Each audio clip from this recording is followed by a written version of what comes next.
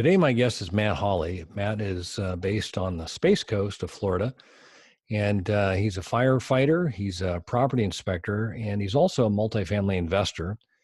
And today, we're going to speak with him a little bit about due diligence in multifamily and what to look for when you're doing your due diligence. But first, a quick reminder: if you'd like to, or if you like the show, we'd love to hear from you. You can you can share, you can subscribe. Leave a review. We'd love to hear from you. Also want to remind you, if you'd like to see how handsome our guests are, be sure to check out our YouTube channel. That's Commercial Real Estate Pro Network. All right. Now it's time to welcome our guest. Matt, welcome to CREPN Radio. It's great to be here, Darren. I'm excited. Looking forward to our chat. Likewise. And for those who don't know, I've actually had the opportunity to meet Matt in person. I've spoke a few times about a property we purchased in Florida, and Matt and I are connected in a Facebook group. I actually got to go down and have some breakfast with him and meet him, and just a great guy. And I'm excited to talk with you and get into it here a little bit about property inspections. But before we jump into it, if you could do me a favor and share a little bit about your background with the listeners. Okay, Darren. I've been investing in multifamily. I started with the Jake and Gino Wheelbarrow Profits. I've met some great people there, educated myself, then started investing in multifamily. My wife and we started an inspection firm in 2004, and we do both commercial and residential. We serve all of Brevard County. We have a multifamily division. It's called Multifamily Inspection Services, and we serve all of Florida and even Georgia. So, I really enjoy it. I've met some partners. Our group's called Community First Investment Group, and we're looking in markets like Tennessee, the Carolinas, Georgia, for value add C-class properties is what we're focusing on. No, that's awesome. That's kind of the lion's share of, I think, the listeners and people I've talked with are investing in primarily, I'd say C properties, maybe some Ds if they can get up to Bs. That's kind of a goal. But I think we're going to be talking right in the bullseye of what most of the people do here today.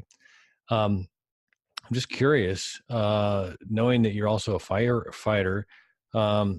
Does any of your training and your skill set from the fire department, does that help you in the or just in property inspections?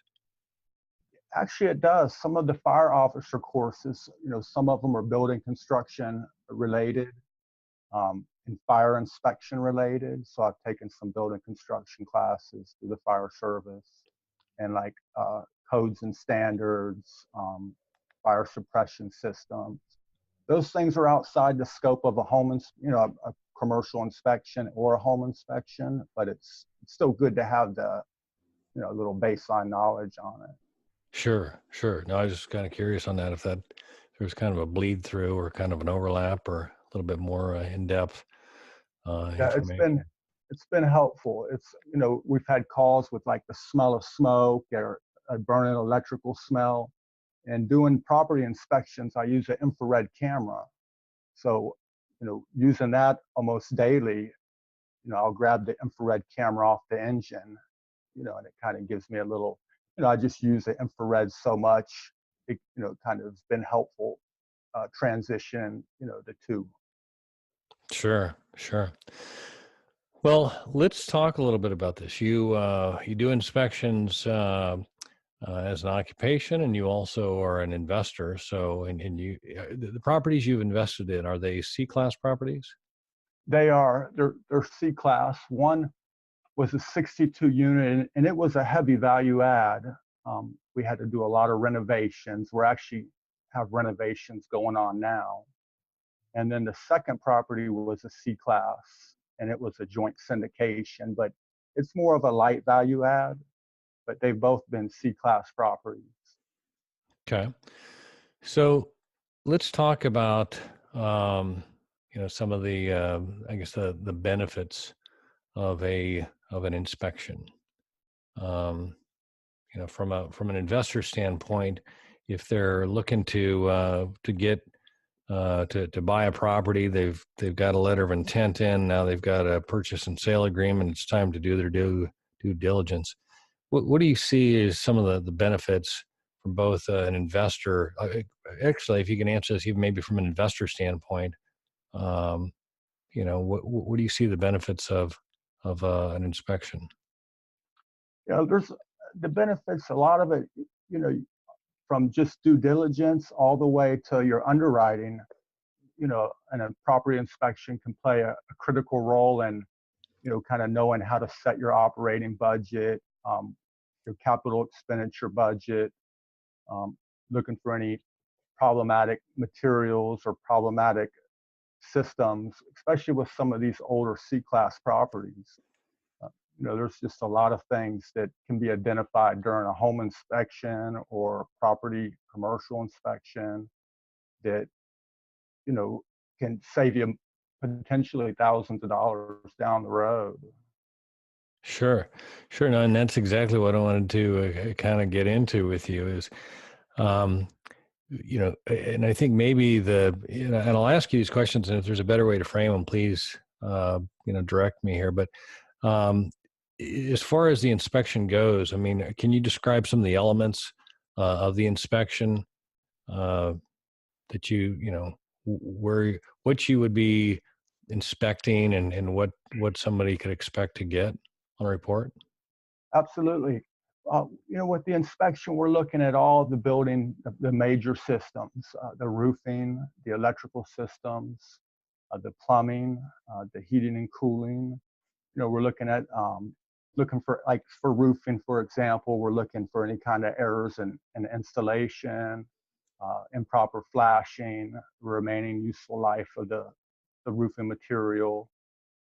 Electrical, we're looking for any kind of undersized wires or, open wire splices, any kind of potential electrical hazards. Plumbing, we want to make sure everything drains good. If there is cast iron in some of the older properties, we want to do an inline camera inspection, make sure, see the condition of the drain lines, get the age on the AC units. Same with the water heaters, because that's all critical on underwriting. If more than half your water heaters are nearing the end of their life, whether they're leaking or not, it's something that you need to budget for and consider in your underwriting. Same with like heating and cooling systems. And that's going to vary by region depending on where people are at. But like here in Florida, in AC, about 12 to 14 years is about the average life expectancy for an air conditioner.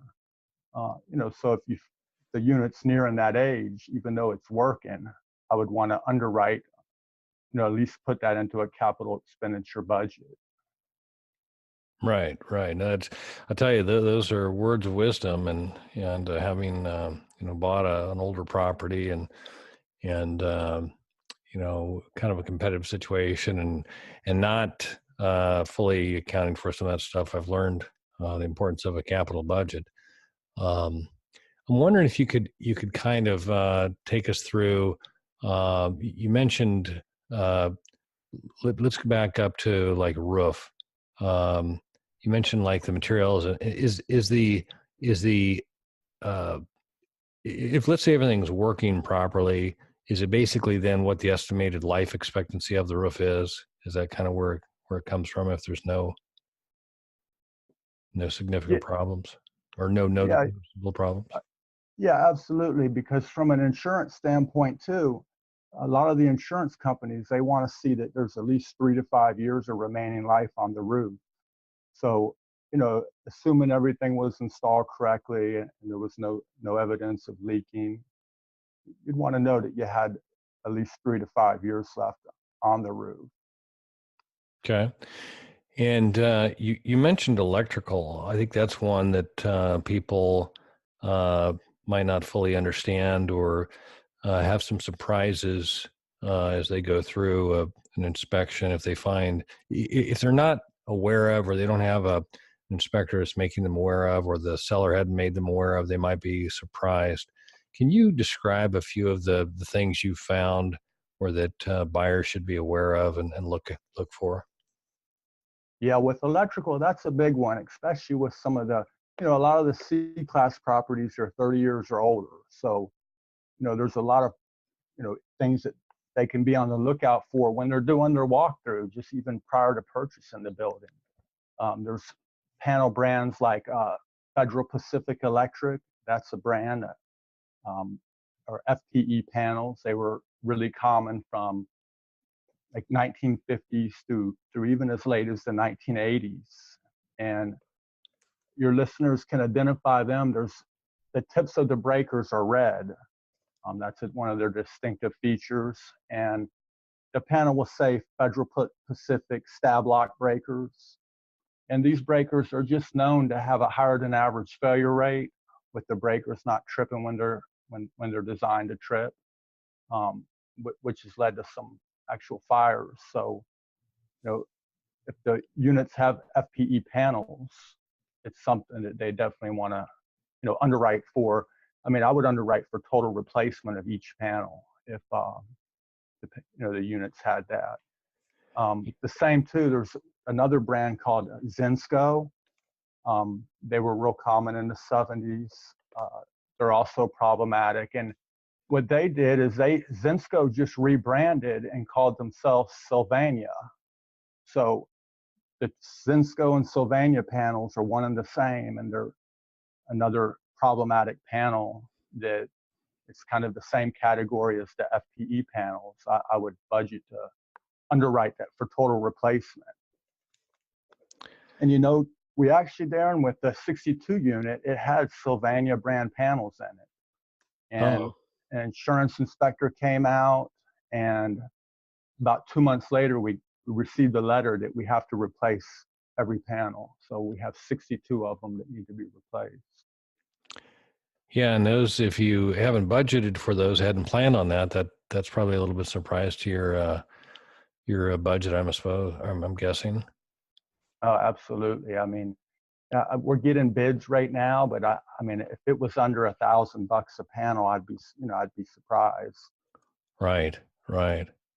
No, and I think the importance of just that, I mean, that's, potentially a $60,000 cost that you guys hadn't anticipated. And when you replace those, you're not going to be able to charge more rent because you've now got newer electrical panels, right? I mean, the tenants or maybe do the tenants pay more if you've got a new electrical panel? No, something like electric's expected, it's kind of like the roof, those are just things that, they expect. So unfortunately, now it might add a little value to the property on resale. I mean, just that the systems have been updated. Right. But I don't think from a rent standpoint. Right. No. And I'm assuming if you guys had, if you knew now what you knew when you guys were going through the sale, has there been any talk in the group? I mean, would they have kind of brought that to the attention of the seller, or do you think they would have tried? I mean, can you take us through what you think that, if you could have, would have kind of? Well, we got this property at such a good deal that I really don't know that we would have much room for negotiation with that. It was kind of, we'd probably still move forward with the purchase, and it Sure. just wasn't a position where we had much leverage at the price that they were, giving it to us for. Well, that's good. I mean, if it was priced properly, and now it's just a matter of calling on your investors to kick in a little bit more to upgrade your units, and that's not a bad thing. I think I think more. I guess where I've kind of come to appreciate this in this topic specifically is the more up front, the better you can be prepared to, do those changes or bring the property up to the specs or the standards you want. So it's cash flowing. I mean, that's the goal, right? Is to or to minimize the expenses and to increase the cash flow. So. Absolutely. And while we're on electrical, Darren, another thing too, single strand aluminum wiring. That's another one. If anyone's looking at a property built like 1970 to 74, maybe 75, is to make sure, their inspector should identify if there's single strand aluminum conductors, being used, because that's also a fire hazard for one, and it's going to pose, excuse me, an insurance challenge. I mean, there's ways it can be remediated and retrofitted with certain connectors, but that's going to be additional costs as well. So, it's just something they want to take into consideration if the property's built in the 70s. Yeah, no, that's a huge one. And again, I think um, and I don't know how common it was. I mean, there was like spots where I've seen it, and same vintage. Not all of the properties in that vintage were using aluminum, but I think that historically, I believe what the case was is that there was a period in time where aluminum was cheaper than copper, and so in an effort to save some construction costs, some of the builders were using that. And the remedy, I've understood, pigtailing is kind of it's a process, but it is a way to remedy that, where they essentially, and I don't know, are you familiar with that process, or have you witnessed that at all? Yes, yes. Yeah, they have like Lumicon connectors that, Right. there's a couple ways that the Consumer Safety Product Council recommends, and I think the insurance industry, would accept. Right, right. Now, beyond that, I'm guessing, do you see any fuses at all anymore? Used to be that everybody was worried about fuses and knob and tube wiring were the things that were the concerns. Fuses I run into on a rare occasion, and more so on residential. The thing with the fuses, I mean, they work the way they're supposed to. They're just kind of considered obsolete now. So, Right. if I did see, and people, they can bypass the fuse with like a penny or do things that are, can cause create the hazard. But if I saw any property with a fuse, I would definitely underwrite if there's fuses for a replacement, just because that system's obsolete.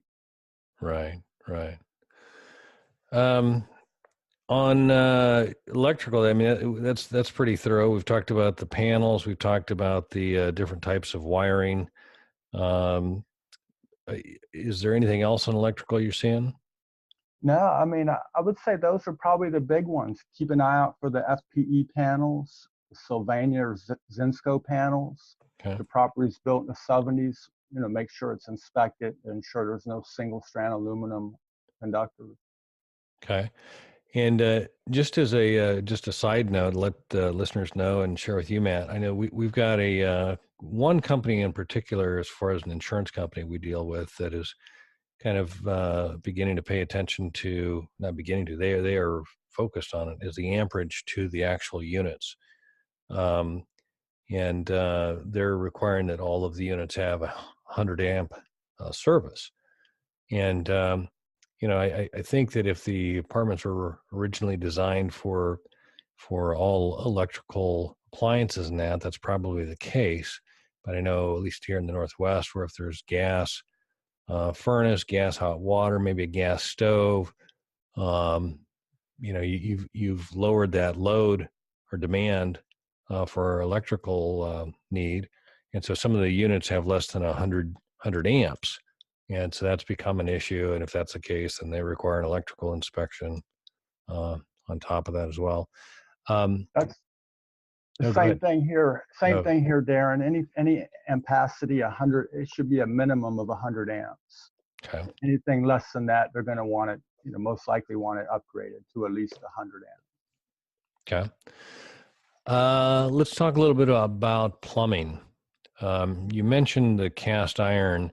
Maybe we start there and describe some of the issues you see, uh, and what to do to inspect and make sure we're in good shape. Yeah, cast iron, it's definitely in Florida, it's real common. And any property built prior to 1970, most likely it's going to have cast iron. And the cast iron, the problem with it is, depending on what the tenants are putting down the drain, depending on the soil pH, there's a lot of variables, but it'll actually start corroding. And as it corrodes, the interior wall of the pipe starts to, get scaled on it, and, jagged rust edges, and it will start to catch toilet paper or other things and cause backup. So some of them even corrode all the way through and, cause, leaks. So it's becoming a more and more of a problem here in Florida. Yeah, no, I've replaced a couple of those myself, and that's not a lot of fun. Either you got to dig up the line and drop a new line in, or I've had them burst a pipe where they bring a new PVC pipe through. But either way, you've got additional expense and a mess. So that's good. Anything with supply lines? Yeah, with supply lines, I would say probably one of the big ones is the polybutylene supply lines. The polys, it was real common from the 70s. I run into it mostly from properties built in the 90s. Oh, really? Yeah, that's where I've seen it the most, early 90s. And it's just, it was designed because the ease of installation, but some of the connections, the pipes have connection problems and, react to certain detergents and stuff, and are just considered problematic, and, can leak. And, a supply line leak could cause a lot of damage. Right. Is there an easy way to recognize it, or does it just say polybutylene on the pipe, or how do you know? There is, it's like a gray pipe, and usually there is a PB on it. It'll just have PB and then followed by a couple numbers. But, what I'm gonna do too, Darren, for your listeners, I kind of created a little white paper that's gonna have some photos, and I have some photos of some polybutylene and, some of the stuff we're discussing. Awesome. That way they could actually look at it, because there's another supply line called PEX that, has some similar connections, but not as many problems as the poly, that, I don't want them to get confused. So I have a picture of both so they can see them side by side. Oh, that's awesome. That's I'm sure they'll greatly appreciate that. That's great. And a thing too, I'm sorry, go ahead. No, go ahead. Another thing too with the poly I've run into multiple properties where there's actually copper coming out of the walls. So just on initial examination, you think it's copper supply lines, but once the pipe enters the wall, it's transitioned to polybutylene. So, when people are walking the property, they want to actually grab a hold of that copper and bend it side to side. It shouldn't bend. If it's flexing like a plastic pipe would, then it's tied into polybutylene. And further evaluation should be done to make sure that it's not poly. Right, and I'm assuming either find a control room or somewhere where you've got supply lines visible. You don't want to necessarily be opening all your walls. Yeah, but you could take the shower plate off, and you could see the supply lines there. And another thing too is the recessed washer boxes. You could kind of pull that box out a little bit and see the poly go into the washing machine supply valve. So those are two places that your listeners, if they're walking a property, could take a peek without really doing any kind of damage. Oh, those are great tips there. That's awesome. Let's see. We talked a little bit about roofing. We talked about electrical, a little bit about plumbing. On HVAC, you mentioned what did you say? 12 to 14 years average life expectancy. Is there, beyond just the age, is there any systems or things to be concerned about? I guess this can vary by region. So, more in the like the Southeast, we have just typically it's a split system. where you have your outside condensing unit and then you have an interior air handler unit. Once in a while, I'll find a package unit where it's all in one unit. But I would say with that, the AC units, they can actually affect the indoor air quality. So keeping the evaporator coils clean is something, that's recommended. Having like a water detection device on the condensation line. Most of the air handlers in an apartment are under air. So, if the condensation line clogs and backs up, I mean, it could cause a lot of water damage, especially if it's multiple floors. That's good to know. Is that something on like a regular service? You recommend like an annual service? Should that be done, or? I mean, in a perfect world, but maybe at least if property owners can educate their tenants, on keeping the filter clean, and maybe biannually, if they have someone, or if they have maintenance staff, on each turn, they can maybe just take a look at the evaporator coil, and if it's heavily soiled, it definitely might be something they want to have cleaned. It could also improve the performance of the system. Got it.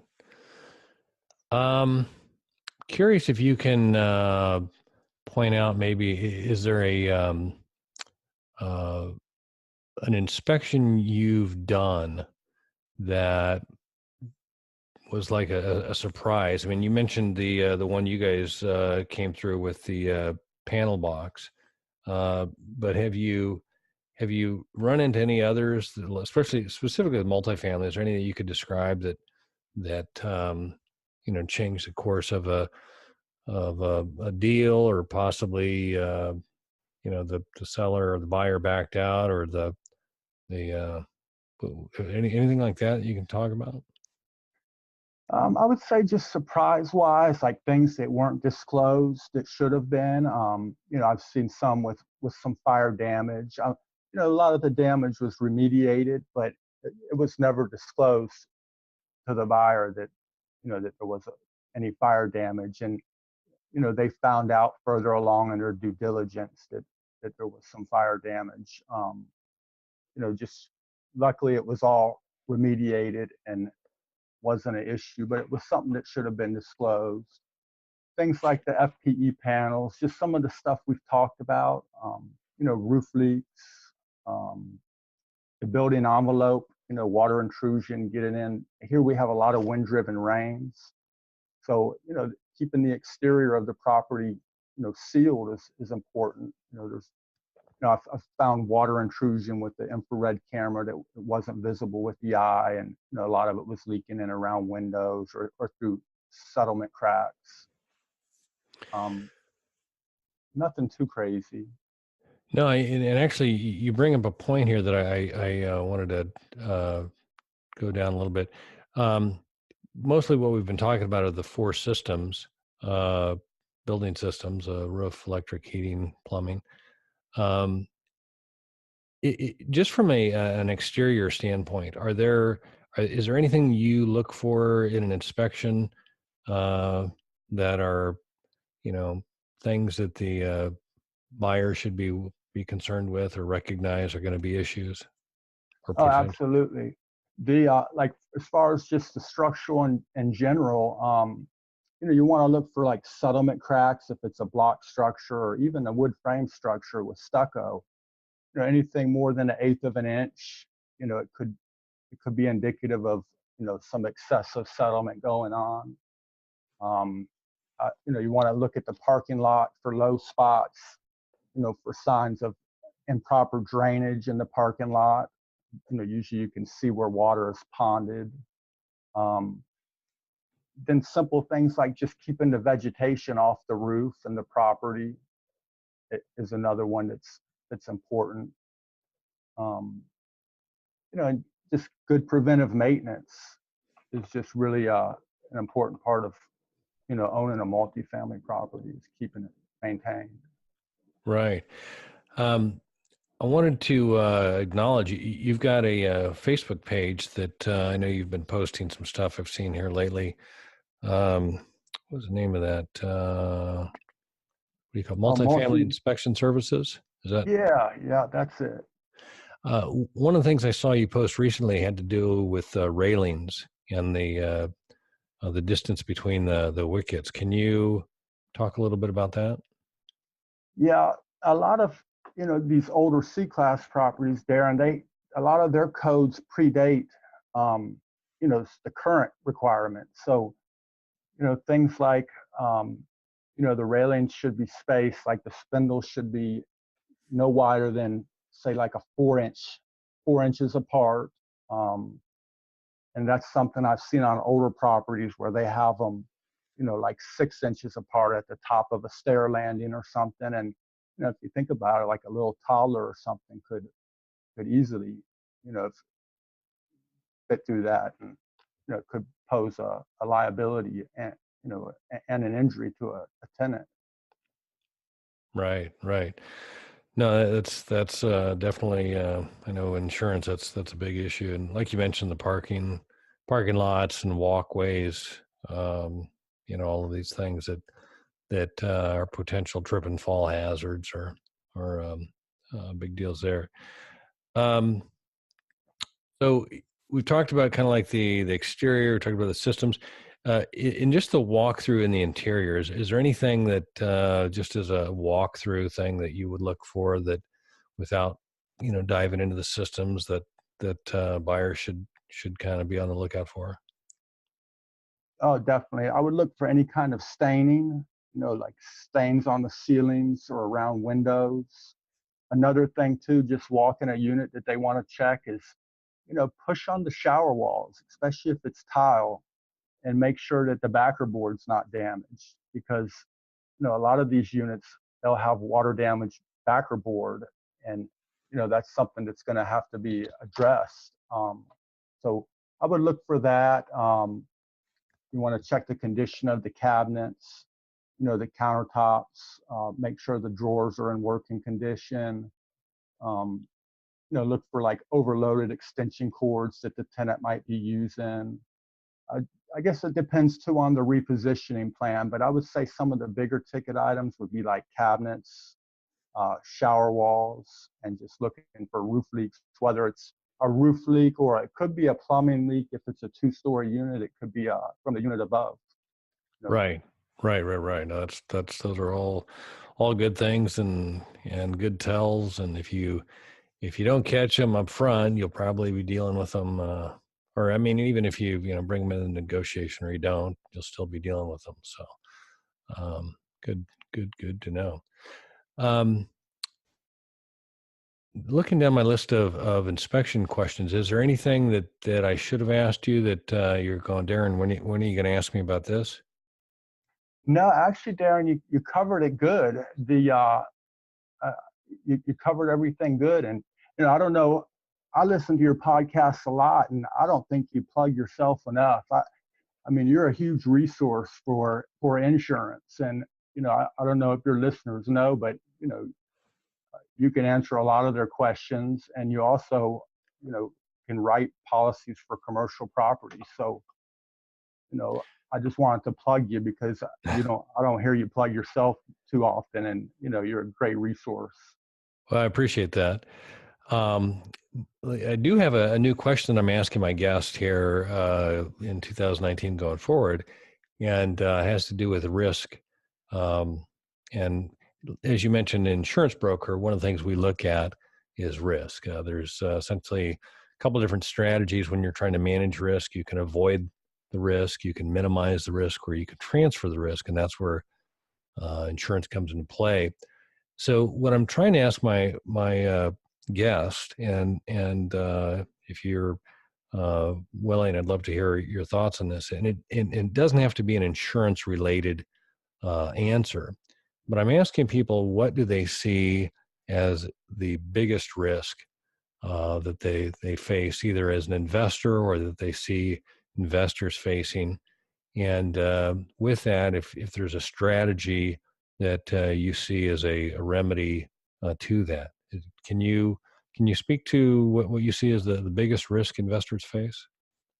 Absolutely. I would say a big one is especially for a lot of newer investors, is they just get this deal fever. They finally won the negotiations. They have the property under contract, and you know, not doing their full due diligence is one. Things with the cast iron drain lines. A lot of sellers, they'll say, "Oh, it's the cast iron's been replaced."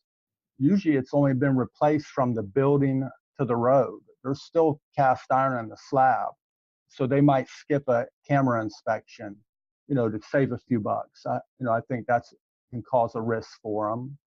And then another one I would say would be like in this climate that we're in, not stress testing the properties. I would stress test the rents like at least 10% from what they are now, in case, we do get a pullback. So I would say not doing their full due diligence inspection wise, and then underwriting, not stress testing the rents.